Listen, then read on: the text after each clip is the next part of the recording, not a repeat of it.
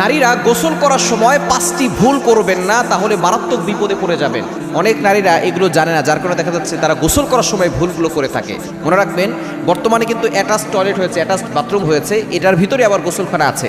সুতরাং এখানে আপনি যখন গোসল করতে যাবেন, কেমন যেন আপনি টয়লেটের ভিতরেই ঢুকছেন, পাশেই টয়লেট আর তার পাশে আপনি গোসল করছেন। এই সময় যখন আপনি টয়লেটে ঢুকবেন, গোসলখানায় ঢুকবেন, তখন অবশ্যই আপনি দোয়া পড়ে ঢুকবেন। কেননা যেহেতু পাশে টয়লেট আছে, আপনি একটি দোয়া পড়বেন, আল্লাহুম্মা ইন্নী আউযু বিকা মিনাল খুবুসি ওয়াল খাবাইস। কেননা এই জায়গাগুলোতে আপনার বদ জিন্না বসবাস করে। যেখানে আপনি গোসল করছেন, যে জায়গাগুলোতে আপনি টয়লেট করছেন, নিজের প্রয়োজন সারছেন, ওইখানে কিন্তু বদ জিন থাকে। এই জন্য আপনি দোয়া পড়ে তারপরে ঢুকবেন। বিশেষ আমাদেরকে সতর্ক করে দিয়েছেন। 1 নম্বর হচ্ছে, গোসলখানায় আপনি গোসল করার সময় যদি দোয়া না পড়ে প্রবেশ করেন, তাহলে জিন জাতির আপনাকে বড় ধরনের ক্ষতি করতে পারে। এজন্য খবরদার, এ বিষয়ে সতর্ক থাকবেন। আপনি দোয়া না পড়ে কখনো গোসল করতে যাবেন না। নাম্বার 2, দ্বিতীয় নাম্বার হচ্ছে, গোসল করার সময় আপনি একেবারে উলঙ্গ হয়ে গোসল করা যাবে না। অনেক মা বোনরা এটা জানে না।